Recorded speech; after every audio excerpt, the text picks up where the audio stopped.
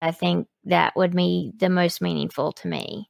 And they really aren't any kind of, accolades or awards or anything, but they're just, I feel like if you just help someone else out or make them feel good for the day or that moment, then your life can only be, that much greater.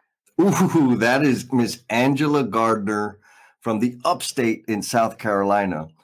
I have no idea what the upstate means, but it's a South Carolina thing. And before I get into my introduction of Miss Angela Gardner, I want to give a special shout out to Miss Kayla Soul Hug. She's the one that's writing all the beautiful, eloquent episode descriptions and giving us our titles. I connected with her on Fiverr. If you're looking for amazing service with very intuitive writing that's meaningful and captures the spirit of your interviews, hit her up at Kayla, Kayla _ Soul Hug, SOULHUG. She does phenomenal work. And on to Miss Angela Gardner. She's kind of a baller. That's the kind of people that are out there in the trades, and that's the kind of people we're going to be hanging out with here on Learnings and Missteps. She's the co-host of Women Talk Construction, co-founder of the Women Construction Forum, and she's like the marketing manager. She's run a company. She had a fashion design studio in New York City. So she's got it going on. In our conversation, we go a little deep here. She shares some of her secrets with interacting with trade schools, interacting with high schools, and marketing the company, and also delivering a service to the students to bring them into our industry. Both of us dive into the burden of leadership. Many of the L&M family members are leaders, and it's something that a lot of people really want to do, but there's some stinky stuff that you got to do when you're a leadership role, and Angela and I get into that. And then she shares her experience and how she worked through or persevered in running a business through a recession, which, the constraints, baby, the constraints are always going to drive creativity. And of course, we've got to give a shout out and much appreciation to all of our L&M family members out there that have signed up as patrons.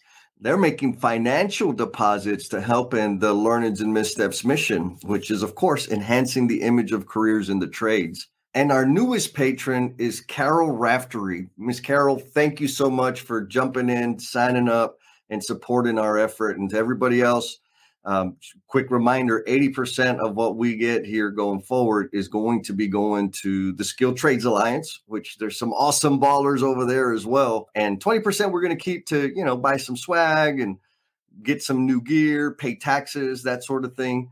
We appreciate all the support that we're receiving from the L&M family. Go to learningsandmissteps.com, hit the Become a Member button, and you can sign up and be a patron. We'll give you a shout out and you get some special access stuff, and you'll be able to contribute to the cause. So now I'm going to stop talking and let y'all get to know Miss Angela Gardner. I'm going to tell you right now, if you're relaxed, listening to her is going to get you another level of relaxed. What's going on, L&M family? I am here with Miss Angela Gardner. I don't know, can I like just spill the beans and let everybody know right out of the gate that you're co-host of Women Talk Construction? Mm-hmm. Sure. Yeah? Yes, I love it. Women Talk Construction and non-traditional roles. I got to remember that one. Y'all heard it, y'all. It's not just one piece. There's another piece there. How you doing this morning, Miss Angela? I'm great. How are you? Oh, I don't know if you can tell, but I'm like super full of energy. Somehow this cup of coffee just keeps getting full. Oh, and I'm sparting. Hey, it matches. Yeah. You're matching today. Oh, I need to show him the clip. Like, hey, Steve, check it out, bro. We're sporting the BBTT gear. He's an awesome dude. He's out there lighting the world on fire, and I'm super. It's so important that we get dollars to him. I forward all of those notices to my career centers and tell them, hey, listen, your students need to apply. How and why are you engaged with these trades, these non-traditional careers, and spreading the message that you're spreading? Well, Okay, let me first start with, you have to work somewhere. You share the same values and, you want to do the same stuff. So I work at Hill Electric and I'm give them a big shout out because I love them. I love their team. They care about the community. They care about their people, Mm. which is number one. In fact, when I first started there, I met one of the original owners of Hill Electric, Mr. Hill. And he came up to me. It was at a Christmas party. And he came up to me and he goes, Angela, what you need to do is always highlight our people. That's what I always do. And I hope I do it well. They support me going out in the community and getting in front of the career centers. And so they kind of let me loose to go start doing that. So I started building connections, with the technical schools, even some of these high schools have construction programs with inside them. Yes. And so we go to those. Through all of this, in 2019, Rachel Veltri and I found Women Construction Forum, which is just an upstate platform. It's not even really a company. It's just a tribe of women. And we get together and we have happy hours, but then we also go out into these career centers and technical schools and get in front of women and talk about being in this career. And the stories you hear are they're amazing. But then also, of course, some of them are, we've got some work to do. So. Yes. Well, you say like, we're just this tribe of women, but like y'all ain't just a tribe of women. To steal one of Christie's quotes, y'all are like bomb.com women. Like y'all got it going on. Y'all are making things happen. So going to the high schools, that's a very special place for me. Because that's kind of how the Learnings and Missteps podcast that's where it came from. Right? I spent a lot of time going and talking to high schools, talking about careers in the trade specifically because of my experience. And then I couldn't do that anymore because of COVID. And so Learnings and Missteps was born. So I'm wondering, when you go to the schools, are there like a line of other trade contractors, non-traditional career representatives banging at the door trying to talk to these students? Not that I can see. But I mean, of course, I'm always on social looking to see what others are doing. And I talk to a lot of my peers and, and it's probably because they just don't have someone in a role like mine. I feel extremely grateful that my company allows me to do this and even do marketing, because a lot of companies, construction, don't value, I think, marketing and being out in the community as much as they should, because it really can bring back tenfold. First off, I want to mention one thing that you mentioned earlier.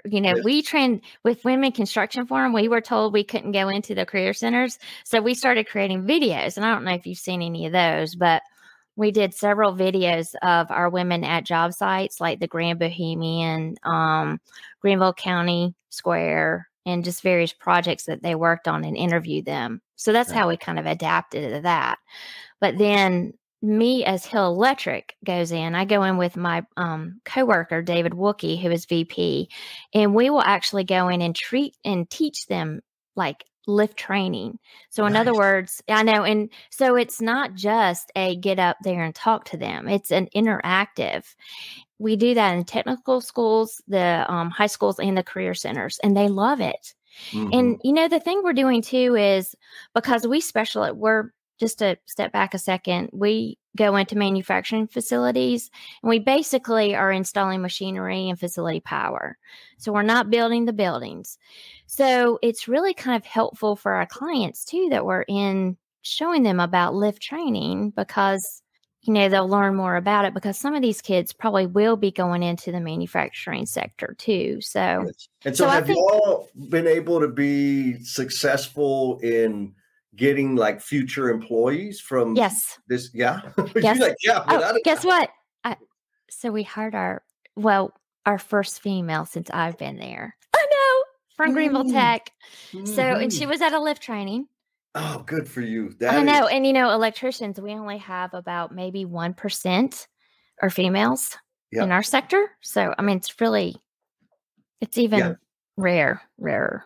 There's a lot of room for women. Like, not like anybody has to create special space. There's plenty of space Yeah. for everybody, and particularly women, just because there's a thinking, right? And I gotta admit, like, full confession, I had the same thinking a long time ago that, there were only certain roles that a woman could fulfill on a job site. And that was totally false. I mean, I've worked with some women that are amazing. It's just a matter of me getting past my own short-sighted thinking, and working with them like work with anybody else. Like, it's just work. The challenge, like the overarching challenge, I think, is the climate or the culture in construction or in these types of trade spaces is it's not comfortable. It's not warm. It's not as Mm-hmm. warm and welcoming as your podcast is. And we have a long way to go. But again, women can help us with that. Yeah. Well, we can all do it, right? Together, better together. That's Yes, ma'am. Yes, ma'am. Better together. Yeah. I had to say this throughout my career, I have been fortunate enough to not really have too much of the stories I've heard happen to me. But I kind of came about a different way. I think you asked like what I originally wanted to do. Yes, ma'am. So, I grew up in the construction sector. My granddad was a plumber Okay. and had his own company, and my dad's an architect. It's been a part of my life. But I originally wanted to be a fashion designer. Well, yeah, that didn't actually turn out the way it was because I moved to New York City right after college, and then I decided 2 years later I wanted to be back home. And then I couldn't find a job, so I started working for Dad. And so it was an e-commerce house planning company, national, international, one of the top, number one. And so I worked there for 18 years and then ran it for 10. And I got to run it during the Great Recession. Yay. Exciting. I know. Yeah. I know. And then, we also owned other businesses like a design development company, and which it did really well too. And then I transitioned, and we'll get more into that later. But the various roles I've had throughout my career have been just anywhere from running blueprints to learning accounting to project management. I actually got to be a project manager on a $2 million luxury lake home. Okay. And right after I left Don Gardner, so that was pretty cool. I got to actually be on the job site and do that. And then, of course, sales and BD, or business development and marketing, is where I am now. So I haven't really been, per se, a skilled trade person, but I've been a part of it. And what I have done throughout my career is always loved hearing stories, and I've always loved to help others. So however I can do that, if I can bring those two together, it's wonderful. And that's what this podcast does. And, Women Construction Forum does for me. So. Yeah, amazing. There's a few things there. One important thing that people need to know is in our industry, it's not like the careers aren't confined to just sweating and banging things together. There's all kinds of roles, and every single one of those roles is critically important to the success of the business, to the success of serving the client. And that's why it's super important and special that you're on with us, because you have a different type of role. I do. But it's in the same industry. And you mentioned you work with your granddad, and I'm gonna make you tell us something about that. But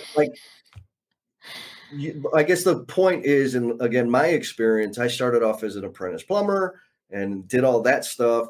And then I did another different kind of role, traveling the country, supporting teams and doing lean and last planner stuff. Then I was a safety guy, and now I started my own business. Like, none of that would have happened had I not started my career in the trades. Yeah, right. And there's so many things that are important there that our people need to know. Like, it's not a dead end. It can be whatever you want to be. You've been a project manager. Now you're in marketing. You're a fashion designer in New York. like, that's pretty sweet. And that may be inaccurate, but I'm still going to say it so I can brag and say, Well, actually, I did own an apparel company briefly, oh, but we can talk about that in a little bit. that's a good one. I mean, I obviously have entrepreneurship in my genes. Yes, yes. So going back to granddad, what was it like spending time with him? Or did you spend much time with them out there? I never went to the job sites with granddad, but I learned a lot because their office was right next to the house. And this was really, I witnessed a lot of this when I was growing up because once I went to college, I didn't. And, the older he got, the less he did. Sure. But, grandmother always would be outside doing the accounting in the other house. And so I would go out there with her and pretend. And then the biggest thing I got from it was the interaction that my granddad had with his team. And what he did for them. I would always see him come home and rest and come back for lunch and then go back out. And then he always took care of his clients, even if, say, they couldn't pay or something. But because they live in Hendersonville, North Carolina. So it's a kind of a retirement community. Okay. So, but that's what I learned from him and my grandmother and my mom. They're the ones that instilled in me to give back and always help others. That is a ultimate lesson. I spent a lot of time serving myself, right? Only worried about me. And that was not fun. I mean, I've had a lot of shiny things. I bought a lot of stuff, but there was no fulfillment in my life. And it wasn't until I figured out, or not even figured out, somebody kept slamming me in the head and say, hey, you're doing it wrong.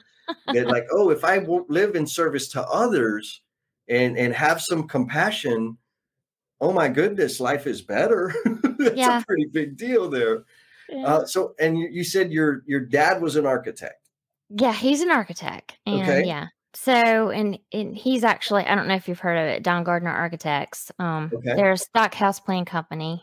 Yeah, I worked there for 18 years. So how was that?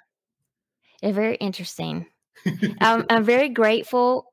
I learned a lot because I went through so many different things that happened there. And, when you're in a family business, I don't know if you've ever heard this, but I mean, pretty much you do everything that you need to do. Yep. You can have that title, but so what? And then at family dinners, you're talking business. It was a wonderful experience because, like I said, I got to, lead through a great recession and deal with all that. But of course, with that comes, you did mention y'all are the misstep. Yes. Learning missteps. And that probably is going to be part of mine. So. Oh, I can't wait. I love it. Little teaser. Hang in there, Ellen family. It's coming. So early exposure into the trades, into the industry, and you decided you were fashion design was something that was very attractive to you. What was it about fashion design that caught your eye? Well, as a little girl, I always noticed it and I would draw pictures and I always want to do that. So when you go to school, you can only get a limited degree and then you have to go to another school after that, to get actually design part of it. And I didn't necessarily go that route. And by the time I got to New York City and my husband at the time worked on Wall Street, and it was not really a wonderful life for a. Sure. Yeah. I met some awesome people and I am grateful that Greenville now has a very diverse culture. But of course, when you're in New York City, you experience that diverse culture. Oh my goodness. Yes. And it was wonderful, but it helped me appreciate Greenville a lot more. So that's when I came back home and did something here. And then my husband followed me back. So was it culture, shock, just the pace of things from home to New York City? I mean, it kind of was because I'm kind of already a go, go, go type person. And you very much have to be that way in New York. Yep. But Yeah, there were definitely different things. Like we lived in a studio apartment where basically we had, I mean, our bedroom was where our living room was. And I had to have being one with a doorman because I didn't feel safe if I wasn't. Yeah. And then, yeah, I had to work 2 jobs in order to just make a living. You learn the certain things, like you don't go on the subway when you're a female, young, at night.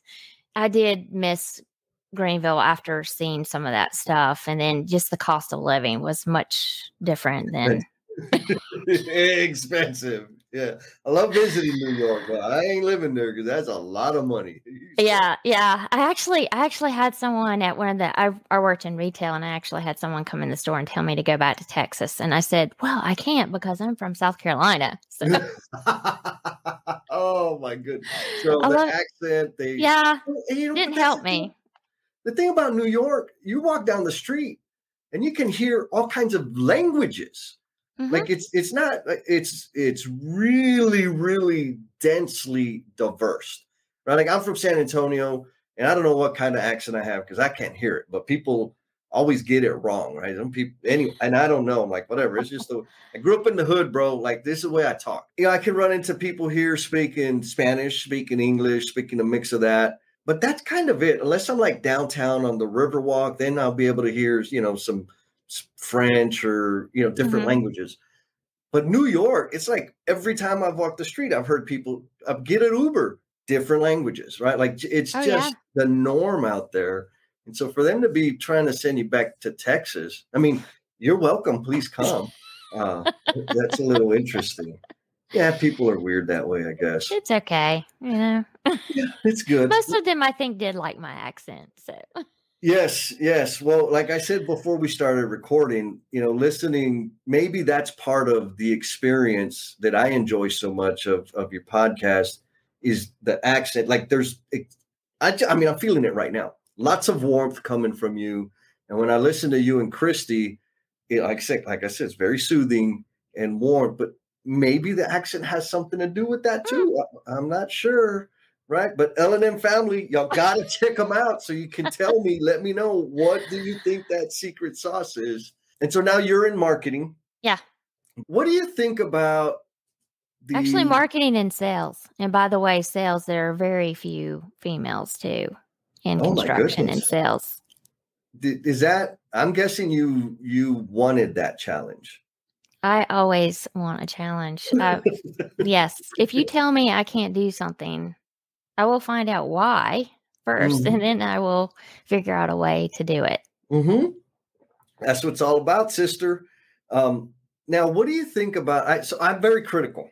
I'll just say it that way. I'm critical about what companies, how they market themselves. And I'm not looking for perfection. Everybody knows I misspell everything. I'm not very proper. I don't follow the rules. I don't even know the darn rules. So now I'm not breaking them if I don't know them, right? That's okay, because I misspelled too. Yeah, see, it happens. No big deal. No. But I see companies, and it's not yes, it's the organization, but it's their people that are pushing the buttons and posting the posts. And over again, what do I see? Oh, happy to celebrate this 80,000 square foot building that we just built, and grand opening of this. And I'm like, okay, buildings, all those buildings were built by people. Yeah. Lots and lots of people that sacrifice time away from their family, from the things that they love. And why can't we see them? What do you think about that? That is so true. I've never even thought of it that way because that's not how I think. Good. But, I have to say this too. Sometimes those companies hire outside marketing firms to do their work. And so they aren't as in touch. And it's leadership telling them the key is Hill Electric thought enough in advance and outside the box to hire me as a liaison, because it's not on me. I have a marketing company that I use. I have a photographer, and I have an IT guy who also does our website. And I'm interacting with all of these people, and I'm making sure that they know the message that we want to put out there.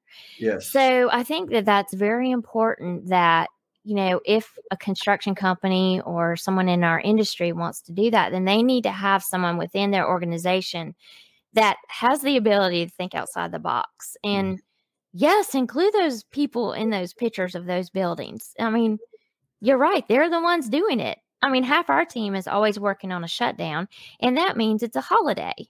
Oh, yeah. Right? Holiday, long hours, day and night. Yes. Lots of stress, lots of frustration. I mean, that happens all the time. And then you see, this glass, steel, and concrete. Look at the beautiful building. And don't get me wrong, it is a beautiful building. But those of us that have been out there know the hours and heart and sweat that went into that building. And it's the hours of heart and sweat that keep a business alive. And all of those hours come from people. Yep. Like, I just want to see more people, Angela. Come on. Well, good. I'm glad. Well, hopefully you see people in mine. So sales, I wonder, what kind of unique, unexpected challenges did you come across when you took on this new challenge around marketing and sales? I'd never been in the commercial industrial world until 2016. Okay. But, residential and commercial are very different. And Yes. Even the connections that you make. So I kind of I had a few, but I had to reestablish myself. So then when I transitioned to Hill, the challenges were even greater because I love this about them, but they never want to share our clients' names. I cannot share our client. Even certain photos, I can never go in with my phone and take a picture. I just get to go in and see our people doing the work and see some of these awesome 1 mile long machines they're installing in these buildings. So I don't get to say that. So that was a little bit of a challenge. And then, of course, since we mainly, a lot of our clients are manufacturers, it's really hard to get into those facilities. So I have to get real creative with that. Of course, that was a challenge. Mm-hmm. And I hope I've met it because we want to grow, but we want to grow strategically too. One thing you just said that people, please take this, I need to repeat it because it's important, is there's this thinking out there that says, if a business ain't growing, it's dying. There's some truth to that. But the growing for the sake of growth is also not smart. Like you burn people out. Not only do you burn people out, and here I am talking out both sides of my face because I just started my own business. And I need business, right? Because I got to eat. I got to buy them. But at the same time, I can't just go crazy and go out and give me work. Let me work because my time is finite. I only have so much time. And if I get too many customers, I'm going to underserve the customers. And my systems right now aren't really developed such that I can serve a multitude of customers. And so the main point here is what you said is grow strategically. And in that strategy, how do we honor, respect, and account for the people that are there and the people that are going to be coming in? Because to grow, you got to bring more people in. And then there's all kinds of fun that comes along with that. So thank you for saying that strategic part. Well, I guess at all the companies I've been at, that's kind of been my mindset. So I'm lucky. Well, you say lucky, but I think you've had a lot of experiences and you've learned from them and you've carried them forward, right? That's not luck. That's practice. That's you put in the work, you did the time. Yeah. And with that, you went off to New York. You're going to be a fashion designer. You've had your own apparel store. You ran a company through a recession, which I'm sure there was no stress associated. Oh my gosh. Was there some stress? Yeah. Yeah. If you're only listening, we're the death stare. Yeah, well, we're a house plan company, and we actually saw it first. Because people stopped.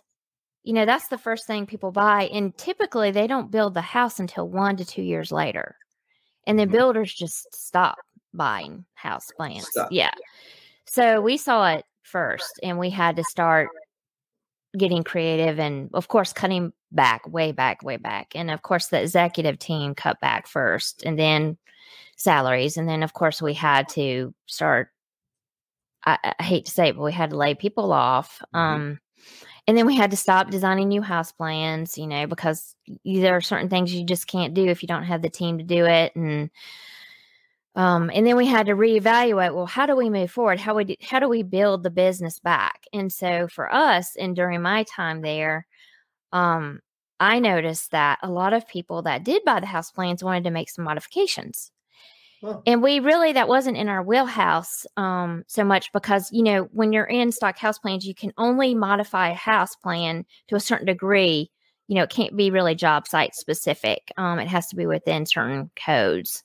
Yeah. So we started doing that and advertising it. And actually it helped us kind of get back out of somewhat of that. Okay. So I learned a lot, but Yeah. I don't, there were a lot of days when I had to shut my door and cry because I had to do something I did not enjoy doing. So yes, the burden of leadership, right? The burden of yes, responsibility is many times you just got to do things you really, really don't want to do. And there is nobody else to assign that to. no, It's all you. And I applaud you for admitting, right, that I had to close the door and cry yeah, sometimes because I've been there. The first time I was involved in somebody getting terminated, and it was a really great termination. The person was it was a bad situation having that person there. This was way, way back. When I got home, I was full of emotion because I knew that I have impacted him, yeah, wife, his kids. Like I knew that. So it didn't feel good. And that was like an easy one. I'm sure you were dealing with a lot of really, really tough ones. Oh, I could share a lot of stories with you.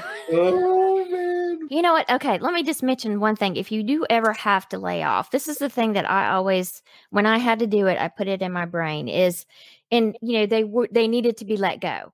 Yes. I always reminded myself that I'm actually doing them a blessing because if they can't perform at our company, you know what? Maybe they'll do it better at the next one because that's what happened to me early on in my career when I think I was in college and I wasn't doing, I just was, I don't know, for some reason I just didn't, I think I either got reprimanded or let go. And that helped me learn that I didn't need to be like that. That changed my perspective. And that's what I always would tell myself whenever truly they needed to be let go is that I felt like they would find a better opportunity or they would learn their lesson through being let go from our firm.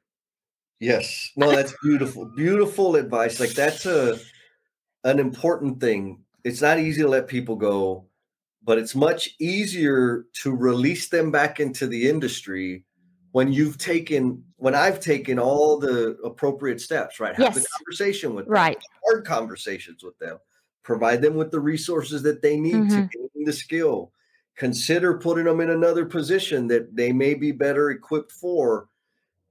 But at some point you just got to say, bro, it ain't working. Like, I think you're awesome.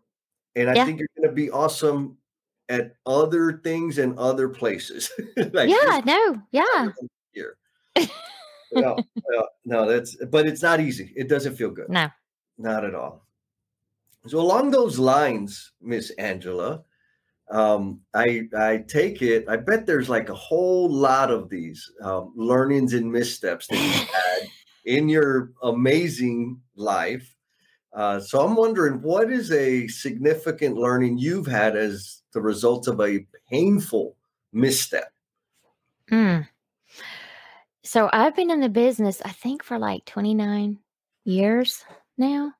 And of course, I feel like all of my life I've had to learn through missteps, whether it was personal or professional. But the one I want to talk about today is just to share with others is of course, a little bit about me. I'm an introvert. I like to listen. I'm not really a talker, so it's hard for me to talk a lot, but I'm a listener. And also, I'm a recovering codependent. Oh, there's plenty to Oh, yeah. talk on Well, that. yes. So that leads me into my one misstep that I'm going to share is, and y'all talked about it this weekend on the live LinkedIn, Jess and Mm, Jen, stabilize yourself. yes. So there were a lot of nuggets there for me. Throughout my career, I was very driven. I was go, go, go. I never really stopped. We had 2 kids. We were building an empire pretty much. Mm. Yeah, but then we had things happen in our life that, we really aren't prepared. Oh, man, I know it was just getting good.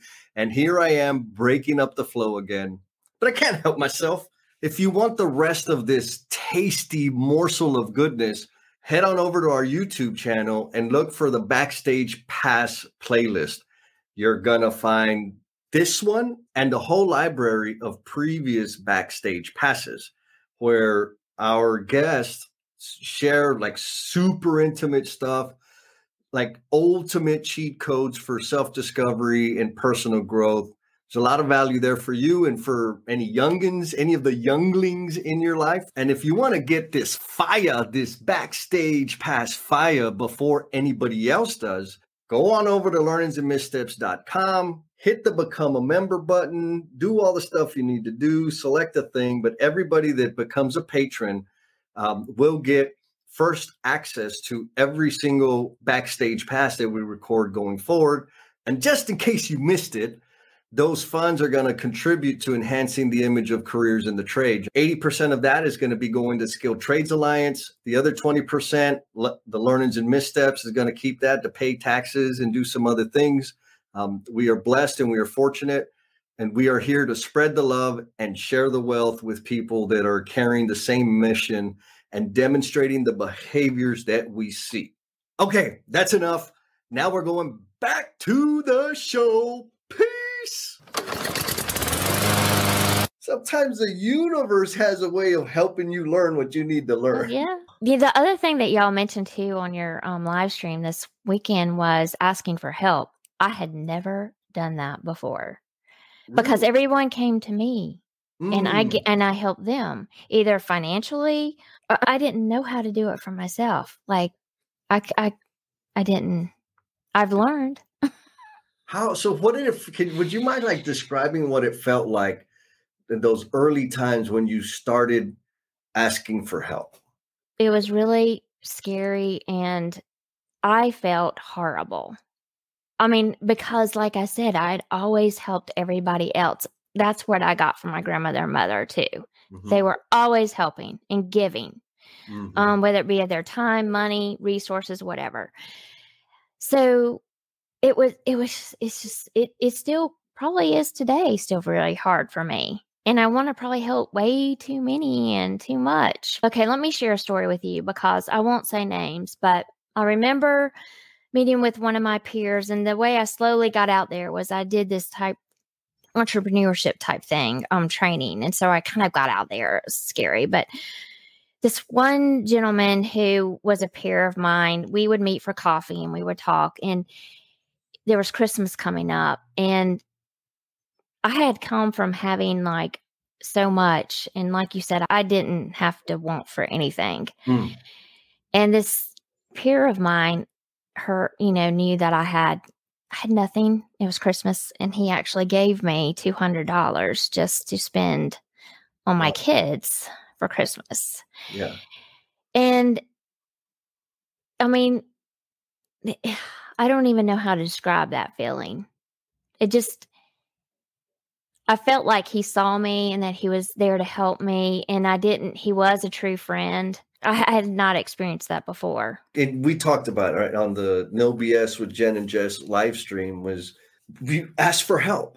Yeah. And it's easier said than done. For me, the way I reconcile that whole thing is when I don't ask for help, what I'm doing is I'm robbing somebody of the gift of giving. Right? Like I know Yes. how good I feel when I'm helping. Yeah. And I love to help because man, it feels good. but I'm not I'm not going to let anybody else feel that for me. Like that's where it was like, oh, okay, I can start trying to ask for help, but it's definitely not an easy thing, but it is an amazing thing. It's a beautiful way to connect on a really deep level with other human beings is by seeking their help and receiving their help. And wouldn't you say that you have to surround yourself with people but that think like that too, or somewhat, because there are some that aren't going to. Yes, totally. Totally. So yeah, I learned a lot about how to pick those people out and only surround them in my lives. So yeah. Oh man, you've had like a big gigantic life. I love it. And that's the beautiful thing, right? Most people have. So in that big gigantic life of yours, sounds like you've gained a lot of clarity over the years. I know you like to help. I know you're out there doing things for women, for the industry, for non-traditional careers. So what footprint do you intend to leave on the world, Miss Angela? The footprint I want to leave is that my kids, I've instilled what my mom and grandmother instilled in me to my kids. I have a son and a daughter. And then I also hope that whenever I meet someone, they walk away feeling uplifted and feeling heard and feeling special. There's so many things that I want to do, but those were really the things that I think that would be the most meaningful to me. And they really aren't any kind of, accolades or awards or anything, but they're just, I feel like if you just help someone else out or make them feel good for the day or that moment, then your life can only be, that much greater. The world, there's a lot of like less than awesome things happening out there in the world. Yes. It just is. But there's a lot of amazing, beautiful miracles that we can actually play a part in. And you said, I just want somebody to feel like they've been heard. Like if that's not a miracle, I know when people, it's very easy. There's two ways to like get me to be your little puppy. One is give me food and I'll just keep coming back. Feed me and you got me. Two is listen to me. Yeah. Because when people listen and hear whatever's coming out of my mouth, I feel valued. Like I don't feel less than anymore. And that's a gift. Like that's a real gift. And the fact that that's the footprint you intend to leave on the world, that's an enormous gift. Like making somebody.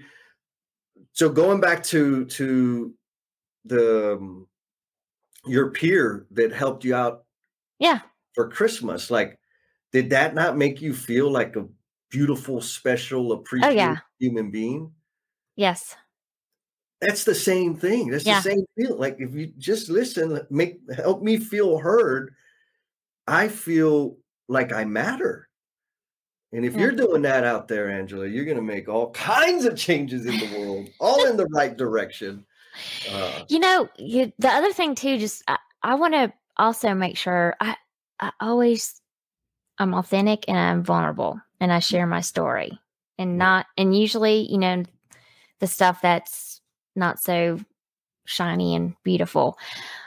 But I hope in a way I'm providing hope to someone because, it doesn't always that those dark times aren't always dark. And if you surround yourself with the right people and you keep working and growing, it can be much brighter. And today, my life is so much better. So many of my peers that knew me back then, they see me today and they're like, oh my God, Angela, you look so happy. You have such a big smile on your face. And they see a change in me. Yeah. So. That's amazing. Man, power, bringing the power today. Oh, you're so awesome, Angela. Thank you for that. So are there any people, special organizations that you want to give a shout out for? Well, of course, Hill Electric. And then Women Talk Construction. Yes. Oh, well, Hill Electric, go to our website, hillelectric.net. And then, of course, there's womentalkconstruction.com. Please come there and join our forum. because that's what makes us very different. We're a podcast, but we also want to connect women and men together to either find jobs, find resources. Check out our Women Construction Forum, that tribe, because, I want to encourage everyone out there, men or women, you can build your own tribes and, share information, get to know each other. So I guess those are kind of the resources, and, feel free to reach out to me anyway, and I'll try and help. Beautiful. I love it. So you already heard there's website, hillcountry.net. Hill Electric. I'm sorry, my bad. There's hillelectric.net. Jeez, I don't know if you heard the one episode where this was awesome. I was not awesome. It was not awesome. I was interviewing Felipe Manriquez, and I was 3 times in a row, I got his website, his podcast wrong. Like, I messed it up. He's like, nope. You finally got it. And I left it in because it was horrible. Practice is perfect, right? Practice is perfect. Yes. So hillelectric.net, womentalkconstruction.com. Yep.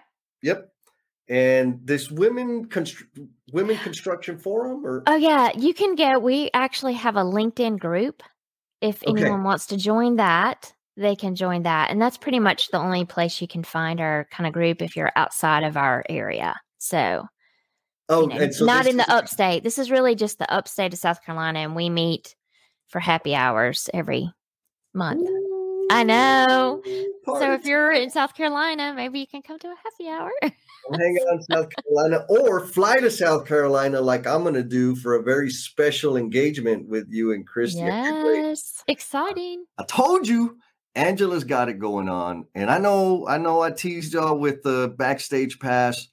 It's live, it's ready, it's available for you to go and consume that bad boy. Hit up our YouTube channel and hear a little bit more. It's some pretty intense stuff that I think a lot of us are dealing with. And if we aren't dealing with it directly, there's definitely somebody in our space that's working through those types of issues. And time for the L&M family member shout out. This one goes to Mr. Jorge Rincon, who left us a review on the Apple thing. Jorge says, I've worked with Jesse many years, and I know that his message is truthful and with the honest intent of helping people in the construction industry. Listen to this great podcast so you can learn what our craft in the construction industry live every day. They work very hard, and most of the time we do not recognize them. Truth, baby, truth. Jorge, appreciate you, my man. Jorge's out there making waves, supporting the trade, supporting the industry to make it a better place for a lot of people. And to the rest of y'all, love you, and we'll talk at you next time. Peace. Man, you are one dedicated listener, sticking with us all the way through to the very, very end.